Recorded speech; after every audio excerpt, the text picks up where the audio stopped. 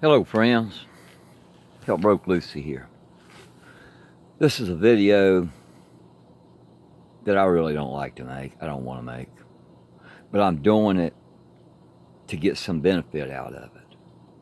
And those of you who've been with me for a while, you can probably guess it's about my stalker. I just made myself watch, 16 minutes of him just telling one continual lie after another about me. He said my name over 100 times in 16 minutes. He repeats it like I can hear him. Steve, Steve! That's how fucked up this man in the head is in the head, Brian Cabral. The reason I'm doing this, saying this, is because I want anyone who stumbles upon his video, who happens to see it,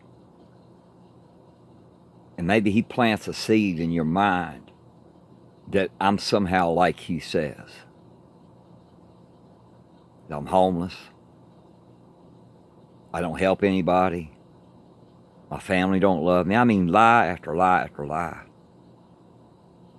I'll start with this. He mentioned my granddaughter. He said, your fucking granddaughter. This man can't leave this world soon enough. I don't talk about his stepchildren. He says I live in a ragged tent. This is my space. I'm in it now. It's a big tent. That's my space. I'm a loner. I live in a fine house. I rent part of it from a couple who stepped in and saved me 3 years ago when alcohol and me nearly dug my grave. It's the last drink I'll ever take. And alcoholics can't usually say that. I know I never did all my life. I always thought I had one more.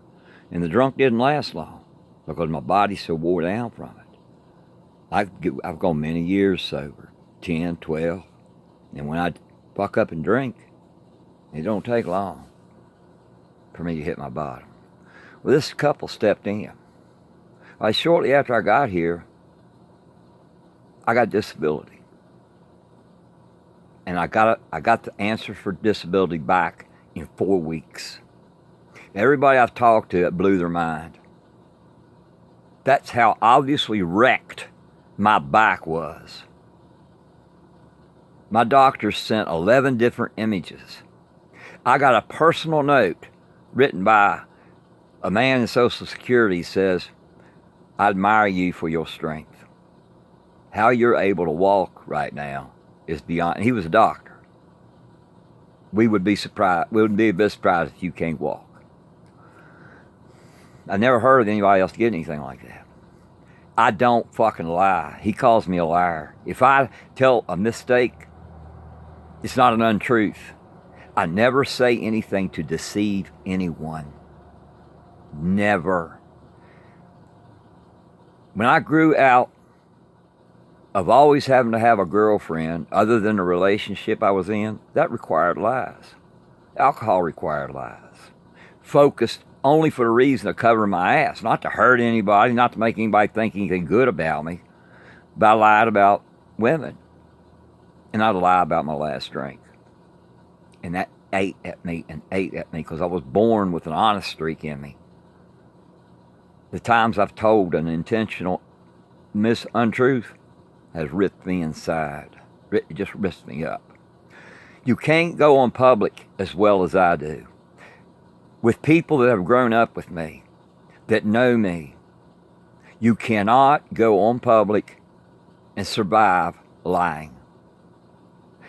In 6 years of video and 10 years of Facebook, no one has ever accused me of lying, except this piece of pure dog shit in Massachusetts. I was going to be moved out by this time. December was my goal. And then the people who helped me fell upon a hard financial bind and had to go in bankruptcy. And they are strapped.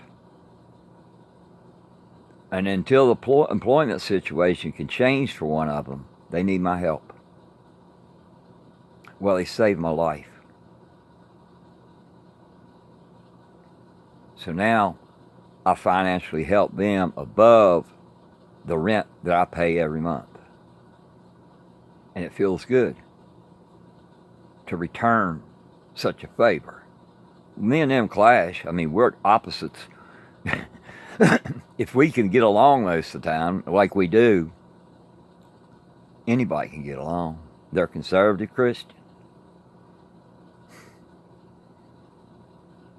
Anyway, I help people with my hands whenever it's called on. I put up 2 GoFundMes for myself and 2 for a lady who lives in Logan County, West Virginia.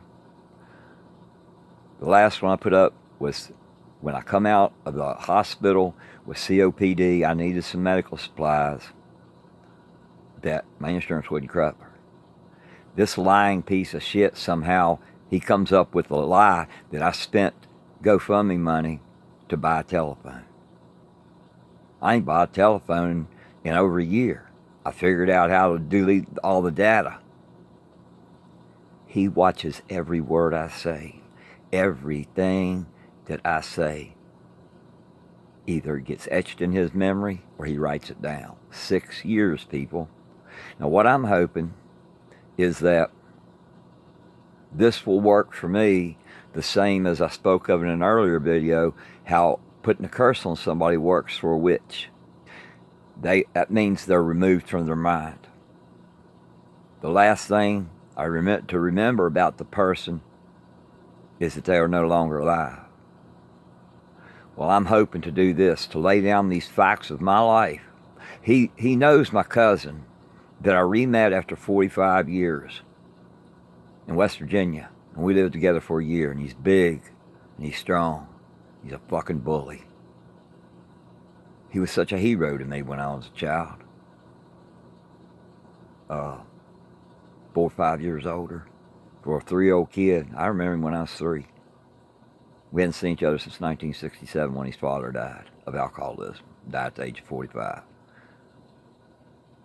Now, you barnyard cocksucker, if you want to make somebody fun of being an alcoholic, why don't you make fun of Richard? Openly for having a drunk dad. You're the filthiest piece of shit I've ever met. He mocks people with diseases. He mocks poor people. And I can tell right now, I need dentures. And you know what? I'm poor. Everybody knows everything about me that's needed to be known. Not my private thoughts and matters and stuff like that, but all my stuff in life. Y'all know. I'm a poor man. I'm not ashamed of that.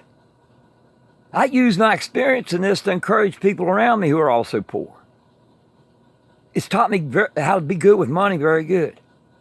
I got Medicare now, so I can probably get dentures with a little copay. This fucker, Brian Cabral, claims to own property in Arizona, owns property. Condominiums in Arizona, owns property in Boston, is retired at the age of 52. He's pure filth, you look at him. You see the seals around the ceilings on the walls behind him? It's a poorly built house. It's not somebody that has money and can retire at 50. He has 2 teeth hanging up here. With all that money he said he has, along with marrying a girl, a lady in Arizona, then coming straight back here and immediately taking on another girlfriend without explaining the marriage. And he spends his life obsessing on me. I want to be done with him. I really do. 2-3 years ago, he got to my mind pretty bad. And I did a lot of studying on stalkers. He's the rejected stalker. He used to be up my ass every hour I was awake. He'd be all over my page, inboxing me, everything. He finally got jealous because I got more attention than he did. I have a charismatic way with words. Everything I've ever tried to accomplish and go for, like I'll ask somebody to subscribe to my channel. He calls that begging and pleading and crying and all that shit. Go to Young Turks. Go to any good channel. Almost. They ask you to subscribe. Click the link below. But if I do that, it makes me a narcissist. I'm an empath. I've been diagnosed as an empath by 3 different psychiatrists, 15 years apart. Empath is the exact opposite of a narcissist. Sometimes I'll see somebody who's hurting in a way, and I'll feel it so bad that it sets me down. It's not mysticism. It's not spiritualism at all. It's something in your brain that makes you put yourself in another person's shoes. And that's why I'm so good at talking to poor people and black people. A lot of experience in empath. I'm no fucking Superman. I'm just a guy who also knows that I, just like you, and the person behind you, and the person you met, can change the fucking world. You can do it. You say the right thing at the right time, and the right person hears it. You might have just set in motion what's going on in our government right now and triggered Bernie Sanders' mind, or Ocasio-Cortez, or somebody. We all, it's the people who are most defeated in life are those who don't know that they too have the power to trigger great change around them.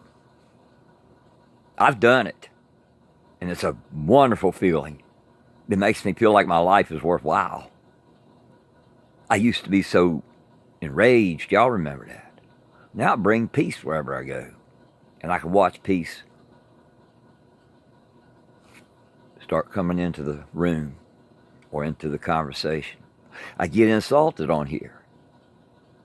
I shut it right down by responding calmly. It's called evolution. I've changed a whole lot. And I'm grateful for every one of you that come here, say something to me, because I have a true relationship with people on the media.